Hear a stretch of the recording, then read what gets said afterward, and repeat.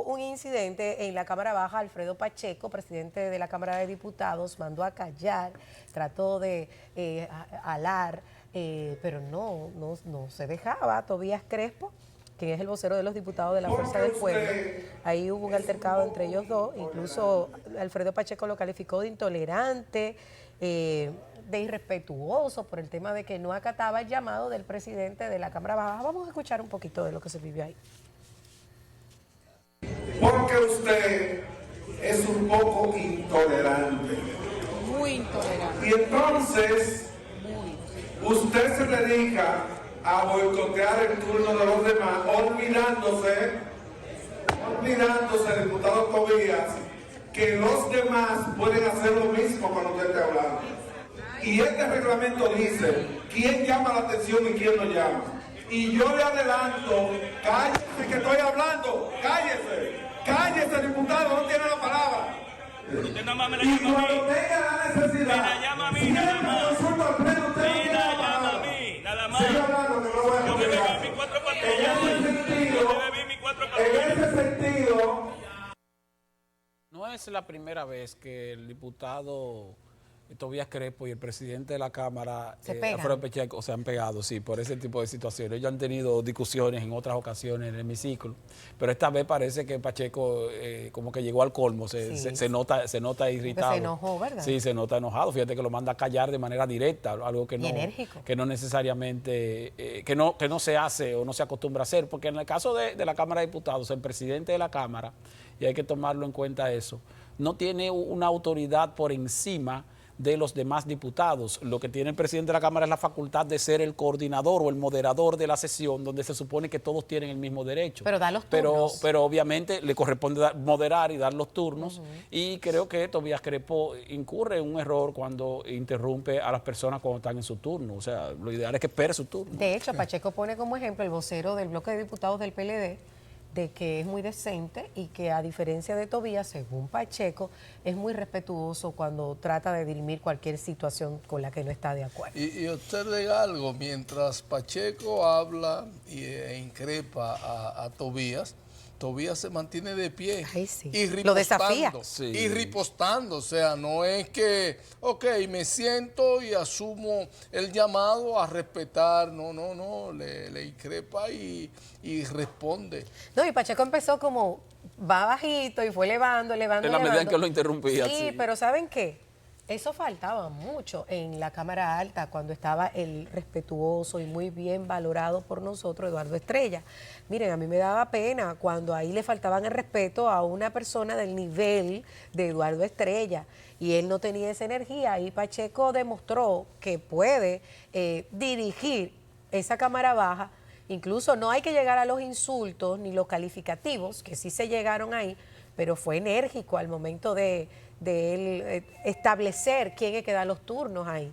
Yo creo que eso merece ser resaltado, porque a veces hay líderes en distintos ámbitos, no solo en el Congreso, que creen que solamente respaldando o siendo alcahuete de cualquier situación, aún así no estando de acuerdo, pueden establecer ese liderazgo. Y él ahí fue muy enérgico. Cállese la boca. Pero toma en cuenta algo, eso es poquita cosa. ¿Es peor de ahí? Sí, te lo digo porque nosotros tenemos un Congreso donde la mayoría son del partido oficial y tenemos 20 años en esa situación. En los países donde los congresos están controlados o hay una mayor competencia entre oposición y oficialismo, las discusiones y los debates son muchísimo más graves de ahí. O sea, aquí pasa poca cosa. Porque aquí nosotros tenemos una oposición que no es mayoría en el Congreso. Cuando la oposición es mayoría en el Congreso, señores, los debates son de verdad. Él entretó, coño, pero aunque fue fuera del Congreso. Mira, yo recuerdo en los años 90 una discusión que se dio en algún momento en la que participaba el líder del Partido Revolucionario Dominicano en ese entonces, el doctor José Francisco Peña Gómez, y Leonel Fernández, entonces presidente de la República.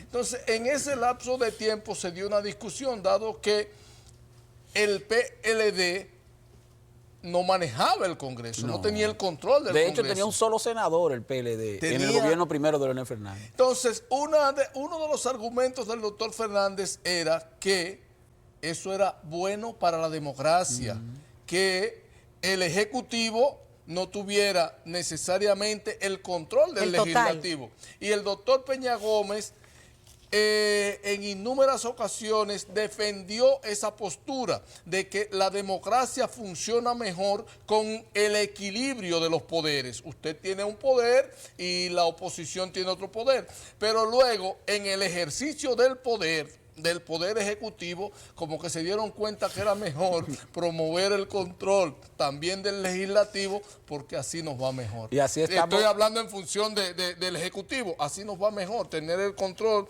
del legislativo, porque todo entonces se convierte en sello gomígrafo y mucho mejor. Bueno, lo que Y decía así Esteban estamos al del año inicio. 2000, ¿eh?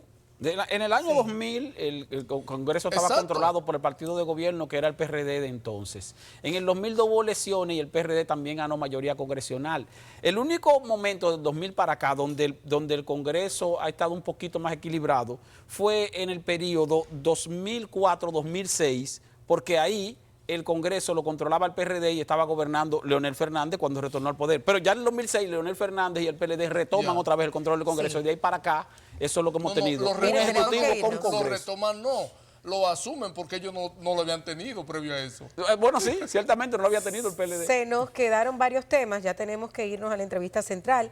El tema de la aprobación del presupuesto para el año 2024, más de 1.000 millones de millones. Un billón sería 600 y pico. 1.600.000 Más de millones 1.000 millones de millones. en el ¿no? presupuesto consolidado, sí. Pero Eso es. básicamente Tenemos que irnos. lo que se puede decir de eso rápidamente es que el gobierno aumentó la estimación de ingresos por lo que le va a entrar del contrato de Rodón, pero aumentó la estimación de gastos en la misma proporción, lo cual indica que el déficit va a seguir igual, 231.000 millones de pesos de déficit, Bueno. porque no se va a reducir el gasto o no se va a cubrir el mismo gasto, sino que se va a aumentar el gasto en la misma proporción. Ayer también en la Cámara Alta se aprobaron más de 1.000 millones de pesos en préstamo, y algo vergonzoso ocurrió en el Ministerio de Educación, no solo lo del contrato con INAFOCAN, sino que en la evaluación que hicieron de oposición docente, de unos 63.000 y pico de profesores, casi 46.000 se quemaron. Solo pasó el 29%. Ay, Dios. Y ojo, ese 29% que pasó, no se dice con cuánto pasó, porque se pasa con 70. Ya lo sabes. O sea, cuando viene a pasar con 75, A chepa. 73, o sea, ya chepeando. Chepa cum laude, Sí. como decimos aquí. Vámonos a una pausa. Pero es interesante cómo ese tema sale justamente ahora. Es como si se tratara de, con un tema, Tapar solapar otro. otro, ¿Usted otro tema. Ay, tú. Ay, usted No, sí es mal no, pensado, yo no- Diógenes. Yo no descarto nada. Igual yo que no yo. descarto nada. Igual que yo. Vámonos a una pausa. Al regreso seguimos en El Despertador. Al volver hablaremos